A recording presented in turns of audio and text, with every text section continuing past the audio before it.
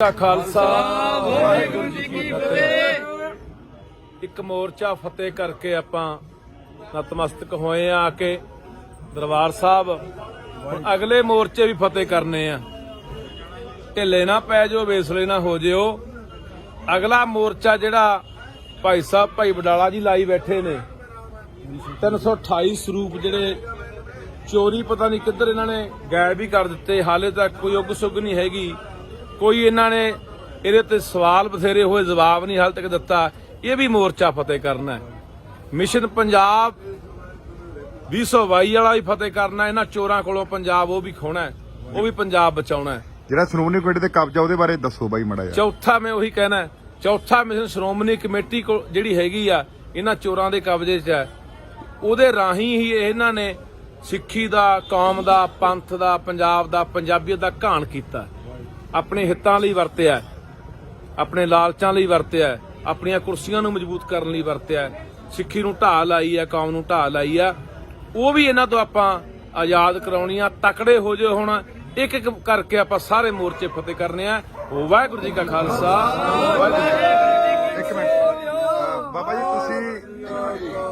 ਬਾਬਾ ਜੀ ਤੁਸੀਂ ਜੋ ਪਹਿਲਾਂ ਗੱਲ ਕਹਿ ਰਹੇ, ਮੈਂ ਤੁਹਾਨੂੰ ਸਵਾਲ ਪੁੱਛਿਆ ਸੀਗਾ ਆਪਣਾ ਸ਼੍ਰੋਮਣੀ ਕਮੇਟੀ ਬਾਰੇ ਵੀ ਕਿਸ ਤਰ੍ਹਾਂ ਦਾ ਜਿਹੜਾ ਉਹ ਕਬਜ਼ਾ, ਤੁਸੀਂ ਵੀ 1-2 ਮਿੰਟ 'ਚ ਗੱਲ ਉਹ ਕਰੋ ਕਲੀਅਰ। ਵਾਹਿਗੁਰੂ ਜੀ ਕਾ ਖਾਲਸਾ ਵਾਹਿਗੁਰੂ ਜੀ ਕੀ ਫਤਿਹ। ਗੁਰਦੁਆਰਾ ਪ੍ਰਬੰਧ ਸੁਧਾਰ ਲਹਿਰ ਦਾ ਹੋਕਾ ਦਿੰਦਿਆਂ ਸਿੱਖ ਸਦਭਾਵਨਾ ਦਲ ਵੱਲੋਂ ਅਸੀਂ 2016-22 ਮਾਰਚ ਤੋਂ ਹੀ ਆਨੰਦਪੁਰ ਸਾਹਿਬ ਜੀ ਦੀ ਪਾਵਨ ਧਰਤੀ ਤੋਂ ਸੁਚੇਤ ਅਪੀਲ ਕਰਦੇ ਆ ਰਹੇ ਹਾਂ ਸਿੱਖ ਸੰਗਤਾਂ ਨੂੰ। ਤੇ ਅੱਜ ਮੇਰੇ ਵੀਰ ਭਾਈ ਲੱਖਾ ਸਿੰਘ ਹੋਈ, ਮੈਂ ਤਾਂ ਲੱਖਾ ਸਿੰਘ ਹੀ ਸ਼ਬਦ ਵਰਤਾਂਗਾ ਕਿਉਂਕਿ ਲੱਖਾ ਸਿਧਾਣਾ ਸਿੰਘ ਸ਼ਬਦ ਵਿੱਚੋਂ ਡਾ ਦੇਣਾ। ਇਹ ਸਿੰਘ ਨੇ, ਸ਼ੇਰ ਨੇ ਗੁਰੂ ਕੇ। ਉਹ ਸ਼ੇਰ ਨਹੀਂ ਜੰਗਲ ਵਾਲੇ, ਉਹ ਤਾਂ ਕਿਤੇ ਕਿਤੇ ਡਰ ਕੇ ਵੀ ਸੱਜੇ ਖੱਬੇ ਹੋ ਜਾਂਦੇ ਆ ਨਾ ਵੱਡੇ ਜਾਨਵਰਾਂ ਤੋਂ।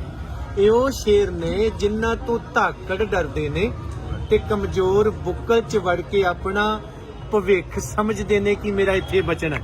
ਆਜ਼ਾਦ ਫਿਜ਼ਾ ਦਾ ਨਿੱਘ ਦੇਣ ਵਾਲੇ ਤੇ ਮੇਰੇ ਵੀਰ ਲੱਖਾ ਸਿੰਘ ਹੋਣੀ, ਉਹਨਾਂ ਦੇ ਸਾਰੇ ਵੀਰ ਦਿੱਲੀ ਕਿਸਾਨ ਮੋਰਚਾ ਫਤਿਹ ਕਰਕੇ ਦਰਬਾਰ ਸਾਹਿਬ ਨਮਸਕਾਰ ਕਰਕੇ ਅੱਜ ਪੰਥਕ ਹੋ ਕੇ 'ਚ ਹਾਜ਼ਰੀ ਲਵਾਉਣ ਆਏ ਨੇ। ਇੱਕ ਮੋਰਚਾ ਫਤਿਹ ਕਰ ਲਿਆ। ਹੁਣ 328 ਸਰੂਪ ਜਿਹੜੇ ਬਾਦਲਕਿਆਂ ਨੇ ਚੋਰੀ ਵੇਚੇ ਨੇ ਉਹਨਾਂ ਤੋਂ ਇਨਸਾਫ ਲੈਣ ਲਈ ਲਾਮਬੰਦ ਹੋਵਾਂਗੇ। ਉਦੋਂ ਬਾਅਦ ਉਹਨਾਂ ਨੇ ਇਹ ਵੀ ਗੱਲ ਕਹੀ ਕਿ ਮਿਸ਼ਨ ਪੰਜਾਬ ਸ਼੍ਰੋਮਣੀ ਗੁਰਦੁਆਰਾ ਪ੍ਰਬੰਧਕ ਕਮੇਟੀ ਜਿਹੜੀ ਸਿਲੈਕਸ਼ਨ ਨਾਲ ਬਣਾਈ ਗਈ ਪਰ ਸਿੱਖ ਵਿਰੋਧੀ ਤਾਕਤਾਂ ਦੀ ਮਿਲੀ ਭੁਗਤ ਨਾਲ ਇਲੈਕਸ਼ਨ ਸਿਸਟਮ 'ਚ ਫਸਾਈ ਗਈ।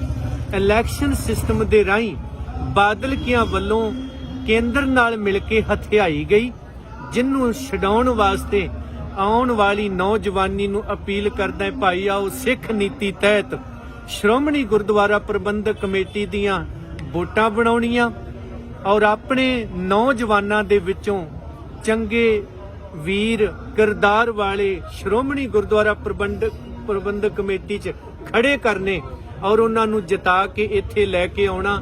ਇਸ ਸਿਸਟਮ 'ਚ ਫਸ ਗਏ ਆ ਤਾਂ ਜੋ ਸ਼੍ਰੋਮਣੀ ਗੁਰਦੁਆਰਾ ਪ੍ਰਬੰਧਕ ਕਮੇਟੀ ਨੂੰ ਜਿੱਤ ਕੇ ਬਹਾਲ ਕਰਕੇ ਉਹਦਾ ਸਾਰਾ ਸਿਸਟਮ ਔਰ ਉਹਦੇ ਵਿੱਚੋਂ ਸਿਆਸੀ ਦਖਲਅੰਦਾਜ਼ੀ, ਗੋਲ ਕਚੋਰ, ਬਾਦਲਕਿਆਂ ਨੂੰ ਲਾਂਭੇ ਕਰਕੇ ਅਕਾਲੀ ਫੂਲਾ ਸਿੰਘ ਬਹਾਲ ਕੀਤੇ ਜਾ ਸਕਣ।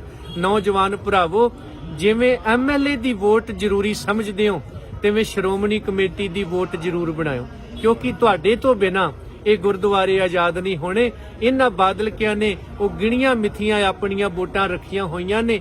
ਇਹ ਨੌਜਵਾਨਾਂ ਨੂੰ ਕਦੇ ਉਹ ਸਹਿਜਧਾਰੀ ਬਣਾ ਲੈਂਦੇ ਨੇ ਤੇ ਕਦੇ ਦੂਜੇ ਬਣਾ ਕੇ ਕੱਢ ਲੈਂਦੇ ਨੇ, ਕਦੇ ਪਾ ਲੈਂਦੇ ਨੇ।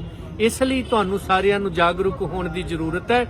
ਜਿੱਥੇ ਲੋੜ ਪਏਗੀ ਦਾਸ ਹਾਜ਼ਰ ਹੈ ਔਰ ਤੁਹਾਡੇ ਨਾਲ ਹਰ ਤਰ੍ਹਾਂ ਦੀ ਗੱਲ ਟੈਕਨੀਕਲ, ਧਾਰਮਿਕ ਤੌਰ ਤੇ, ਸਮਾਜਿਕ ਤੌਰ ਤੇ ਜਿਵੇਂ ਵੀ ਜਾਣਕਾਰੀ ਸਾਡੇ ਵੀਰਾਂ ਨੂੰ ਚਾਹੀਦੀ ਹੈ ਉਹ ਗੁਰਦੁਆਰਾ ਐਕਟ ਅਨੁਸਾਰ, ਸਿੱਖ ਰਹਿਤ ਮਰਜ਼ਾਦਾ ਅਨੁਸਾਰ ਅਸੀਂ ਤੁਹਾਡੇ ਨਾਲ ਸਾਂਝੀ ਕਰਦੇ ਰਵਾਂਗੇ। ਹਾਂ ਬਾਬਾ ਜੀ, ਸਭ ਤੋਂ ਜਿਹੜੀ ਇਸ ਟਾਈਮ ਨੇੜੇ ਆ ਬਾਦਲਕਿਆਂ ਨੂੰ ਹਾਰ ਦੇਣੀ, 2022 ਦੀ ਹਾਰ ਦੇਣੀ ਨੇੜੇ ਆ ਕਿਉਂਕਿ ਬਾਦਲਕਿਆਂ ਦਾ ਪੂਰਾ ਚੱਡੀ ਚੁੱਟੀ ਦਾ ਜ਼ੋਰ ਲੱਗਿਆ ਪਿਆ। ਕਹਿੰਦੇ ਵੀ ਜੇ ਇਸ ਵਾਰੀ ਅਸੀਂ ਇਲੈਕਸ਼ਨ ਹਾਰਦੇ ਆ ਵੀ ਸਾਡਾ ਰਹਿਣਾ ਕੁਝ ਨਹੀਂ ਹੈਗਾ। ਇਹ ਪੰਜਾਬ ਦੇ ਲੋਕਾਂ ਨੂੰ ਜਿਹੜੇ ਹਜੇ ਵੀ ਉਹਨਾਂ ਰੈਲੀਆਂ ਜਾਈ ਜਾਂਦੇ ਨੇ ਜਾਂ ਉਹਨਾਂ ਨਾਲ ਤੁਰੇ ਫਿਰਦੇ ਨੇਗੇ, ਉਹਨਾਂ ਬਾਰੇ ਜ਼ਰੂਰ ਦੱਸ ਦਿਓ, ਕਿਉਂਕਿ ਕੱਲ ਮੋਗੇ ਰੈਲੀ ਸੀਗੀ, 100 ਸਾਲਾ ਇਹਨਾਂ ਨੇ ਦਿਵਸ ਜਿਹੜਾ ਮਨਾਇਆ ਬਾਦਲ ਕਿਆਂ ਨੇ। ਤੁਸੀਂ ਵੀ, ਮੈਂ ਤੁਹਾਡੀ ਗੱਲ ਸੁਣਦਾ ਹੋਣਾ, ਤੁਸੀਂ ਵੀ ਬਾਦਲ ਕਿਆਂ ਦੇ ਖਿਲਾਫ ਹੋ ਤੇ ਸਾਡੀ ਟੀਮ ਵੀ ਸਖਤ ਬਾਦਲ ਕਿਆਂ ਦੇ ਖਿਲਾਫ ਚੱਲਦੀ ਆ। ਉਹਦੇ ਬਾਰੇ ਜ਼ਰੂਰ ਦੱਸ ਦਿਓ ਵੀ ਸਭ ਤੋਂ ਵੱਡੀ ਇਹਨਾਂ ਦੀ ਹਾਰ ਜਿਹੜੀ ਨੇੜੇ ਹੈ, ਜਿਹੜਾ ਨੇੜੇ ਮੋਰਚਾ ਉਹ 2022 ਦਾ, ਇਹਨਾਂ ਨੂੰ ਉੱਥੋਂ ਪੰਜਾਬ ਦੇ ਵਿੱਚ ਇਹਨਾਂ ਨੂੰ ਭਜਾ ਦਿਓ ਜ਼ਰੂਰ। ਕੱਲ ਬਾਦਲ ਕਿਆਂ ਨੇ ਜਿਹੜੀ ਮੋਗੇ 'ਚ ਰੈਲੀ ਕੀਤੀ ਆ ਉਹ ਅਕਾਲੀ ਦਲ ਦੀ ਨਹੀਂ ਸੀ, ਉਹ ਬਾਦਲ ਕਿਆਂ ਦੀ ਸੀ। ਅੱਛਾ ਜੀ। ਬਾਦਲ ਕਿਆਂ ਨੇ 101 ਸਾਲਾ ਮਨਾਇਆ, ਅਕਾਲੀ ਦਲ ਦਾ ਭੋਗ ਪਾਇਆ, ਕਿਉਂਕਿ ਅਕਾਲੀ ਦਲ, ਅਕਾਲੀ ਸ਼ਬਦ ਅਕਾਲੀਆਂ ਨਾਲ ਜੁੜਿਆ ਹੋਇਆ ਹੈ ਤੇ ਬਾਦਲ ਕੇ ਅਕਾਲੀਏ ਨਹੀਂ ਨੇ, ਕਿਉਂਕਿ ਇਹਨਾਂ ਦੇ ਖਿਲਾਫ ਬਲਵੰਤ ਸਿੰਘ ਖੇੜਾ ਨੇ ਕੋਰਟ ਦੇ ਵਿੱਚ ਇਹਨਾਂ ਨੂੰ ਚੈਲੰਜ ਕੀਤਾ। ਭਾਈ ਓਮ ਸਿੰਘ ਔਰ ਭਾਈ ਮਨਜੀਤ ਸਿੰਘ ਤਰਨਤਾਰਨੀ ਨੇ 20 ਸਾਲ ਇਹਨਾਂ ਦੇ ਖਿਲਾਫ ਕੇਸ ਲੜਿਆ, ਜਿਹਦੇ ਵਿੱਚ ਬਾਦਲ ਕੇ ਝੂਠੇ ਪਏ ਨੇ। ਜੇ ਇੱਕ ਬੰਦਾ 2 ਪਾਸਪੋਰਟ ਨਹੀਂ ਰੱਖ ਸਕਦਾ, ਇੱਕ ਬੰਦਾ 2 ਲਾਇਸੈਂਸ ਨਹੀਂ ਬਣਾ ਸਕਦਾ, ਤੇ ਬਾਦਲ ਕਿਆਂ ਨੇ 2 ਸੰਵਿਧਾਨ ਕਿਵੇਂ ਬਣਾ ਲਏ, ਪੰਜਾਬੀ ਪਾਰਟੀ ਤੇ ਅਕਾਲੀ। ਇਹ 420 ਦਾ ਇਹਨਾਂ ਤੇ ਮੁਕੱਦਮਾ ਦਰਜ ਹੈ।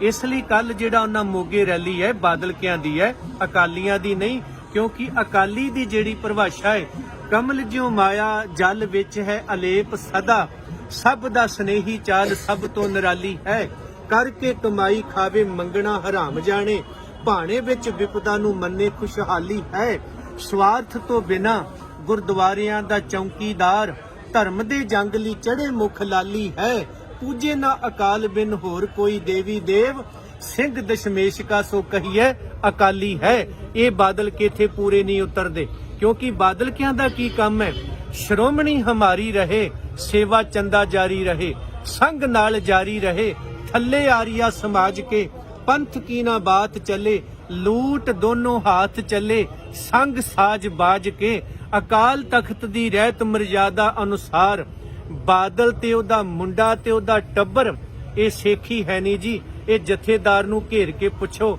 ਰਹਿਤ ਮਰਜ਼ਾਦਾ ਸੱਚੀ ਹੈ ਕਿ ਤੂੰ ਤਖਤ ਤੇ ਖਲੋ ਕੇ ਝੂਠ ਬੋਲਦਾ ਹੈ? ਅਕਾਲੀ ਸ਼ਬਦ ਦੀ ਤੇ ਦੂਰ ਦੀ ਗੱਲ, ਤੇ ਸਿੱਖੀ ਹੈ ਨਹੀਂ। ਇਸ ਲਈ ਜਿਹੜੀ ਕੱਲ ਦੀ ਰੈਲੀ ਸੀ ਉਹ ਅਕਾਲੀ ਦਲ ਦਾ ਭੋਗ ਪਾ ਕੇ ਬਾਦਲ ਕਿਆਂ ਨੇ ਉੱਥੇ ਉਹ ਜਿਹੜਾ ਇਕੱਠ ਕੀਤਾ ਸੀ, ਉਹ ਵੀ ਇਕੱਠ ਸ਼੍ਰੋਮਣੀ ਕਮੇਟੀ ਦੇ ਮੁਲਾਜ਼ਮ ਔਰ ਹੋਰ ਕਈ ਸੱਜਿਓਂ ਖੱਬਿਓਂ ਇਕੱਠੇ ਕਰਕੇ ਉਹਨਾਂ ਨੇ ਉਹ ਜੋ ਕੁਝ ਕੱਲ ਡਰਾਮਾ ਕੀਤਾ ਹੈ, ਉਹ ਮੈਂ ਸਾਫ਼ ਕਹਿਣਾ ਚਾਹੁੰਦਾ ਵੀ ਉਹ ਅਕਾਲੀਆਂ ਦਾ ਨਹੀਂ ਸੀ, ਅਕਾਲੀ ਦਲ ਦਾ ਭੋਗ ਪਾਉਣ ਤੋਂ ਬਾਅਦ ਇਹਨਾਂ ਦਾ ਸੀਗਾ।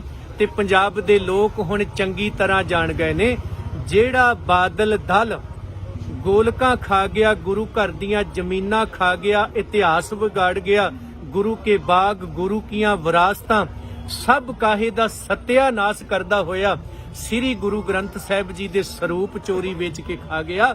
ਇਹ ਪੰਜਾਬ ਦੇ ਤੇ ਲੋਕਾਂ ਦੀ ਜਾਨ ਮਾਲ ਦੀ ਰਾਖੀ ਕਿੱਥੋਂ ਕਰ ਸਕਣਗੇ? ਤੇ ਜਿਹੜੇ ਗਏ ਸੀ ਉਹ ਮੈਂ ਕਹਿ ਸਕਦਾ ਹਾਂ ਕਿ ਨਾ ਤਾਂ ਉਹ ਗੁਰੂ ਦੇ ਸਿੱਖ ਨੇ, ਨਾ ਉਹ ਕਿਸੇ ਮਾਂ ਦੇ ਪੁੱਤ ਨੇ। ਜੇ ਹੁੰਦੇ ਤੇ ਫਿਰ ਇਹਨਾਂ ਪਾਪੀਆਂ ਦੇ ਮਗਰ ਕਦੇ ਨਾ ਜਾਂਦੇ। ਉਹ ਬੰਦੇ ਹੈ ਹੀ ਨਹੀਂ ਜੀ, ਉਹ ਤਾਂ ਭੇਡੂ ਸਨ ਜਿਨ੍ਹਾਂ ਨੂੰ ਮੰਡੀ 'ਚ ਕੰਨੋਂ ਫੜ ਕੇ ਵੇਚਣ ਵਾਲੇ ਲੈ ਜਾਇਆ ਕਰਦੇ ਨੇ, ਕਿਉਂਕਿ ਈਮਾਨ ਅਣਖ ਵਾਲੇ ਕਦੇ ਨਹੀਂ ਜਾਂਦੇ। 2000 ਦੀ ਨੋਟ ਤੇ ਸ਼ਰਾਬ ਦੀ ਪੇਟੀ ਤੇ ਵਿਕਣ ਵਾਲੇ ਬੰਦੇ ਨਹੀਂ ਹੁੰਦੇ, ਕਿਉਂਕਿ ਬੰਦੇ ਕਦੇ ਵਿਕਦੇ ਨਹੀਂ, ਬੰਦੇ ਤਾਂ ਬੰਦੇ ਹੁੰਦੇ ਨੇ, ਉਹਨਾਂ ਦੀਆਂ ਕੀਮਤਾਂ ਕਦੇ ਕੋਈ ਨਹੀਂ ਪਾ ਸਕਦਾ। ਗੁਰੂ ਕਲਗੀਧਰ ਨੇ ਕਿਹਾ ਸੀ, ਬਹਾਦਰ ਸ਼ਾਹ ਮੇਰੇ ਕੋ ਇਹੋ ਜਿਹੇ ਹੀਰੇ ਨੇ ਜਿਹੜੇ ਬਾਜ਼ਾਰਾਂ 'ਚ ਨਹੀਂ ਮਿਲਦੇ ਤੇ ਜਿਨ੍ਹਾਂ ਦੀ ਕੀਮਤ ਦੁਨੀਆ ਦੇ ਬਾਜ਼ਾਰ ਪਾ ਨਹੀਂ ਸਕਦੇ। ਉਦੋਂ ਬਾਬਾ ਬੰਦਾ ਸਿੰਘ ਬਹਾਦਰ ਤੇ ਭਾਈ ਦਇਆ ਸਿੰਘ ਵੱਲ ਇਸ਼ਾਰਾ ਕਰਕੇ ਮਹਾਰਾਜ ਜੀ ਨੇ ਕਿਹਾ ਸੀ, ਇਹ ਹੀਰੇ ਨੇ। ਤੇ ਅੱਜ ਤੁਸੀਂ ਵੀ ਮੇਰੇ ਵੀਰ ਹੀਰੇ ਬਣੇ ਹੋ, ਹੀਰੇ ਬਣਨ ਜਾ ਰਹੇ ਹੋ। ਇਸ ਲਈ ਪਰਵਾਹ ਨਾ ਕਰੋ, ਵਿਕਾਊ ਲੋਕਾਂ ਦਾ ਕੋਈ ਵਕਾਰ ਨਹੀਂ ਹੁੰਦਾ। ਜਿਹੜੇ ਵਕਾਰ ਹੁੰਦੇ ਨੇ ਉਹ ਵਿਕਦੇ ਨਹੀਂ, ਤੇ ਜਿਹੜੇ ਵਿਕਦੇ ਨਹੀਂ ਉਹ ਫਿਰ ਫੱਤੇ ਪਾਉਂਦੇ ਨੇ। ਫਿਕਰ ਨਾ ਕਰੋ, ਇਹ ਲੱਭਣੇ ਨਹੀਂ। ਤੇ ਜਿਹੜੇ ਕੁਝ ਵਿਚਾਰੇ ਮਜਬੂਰੀ ਵਸ ਵੀ ਗਏ ਹੋਣਗੇ, ਵੇਖੋ ਵੇਖੀ ਜਾਂ ਕਿਸੇ ਲਾਲਚ ਕਾਰਨ ਆਉਣ ਵਾਲੇ ਦਿਨਾਂ 'ਚ ਉਹ ਵੀ ਜ਼ਰੂਰ ਕਿਤੇ ਨਾ ਕਿਤੇ ਆਪਣੀ ਆਤਮਾ ਨੂੰ ਟੋਲਣਗੇ ਵੀ ਭਾਈ ਇੱਧਰ ਜਾ ਕੇ ਬੱਚਿਆਂ ਦਾ ਬੀਜ ਨਾਸ ਹੋਣਾ ਹੈ, ਇਹਨਾਂ ਤੋਂ ਲਾਂਭੇ ਹੋ ਕੇ ਪੰਜਾਬ ਦਾ ਬੀਜ ਬਚਾਇਆ ਜਾ ਸਕਦਾ ਹੈ।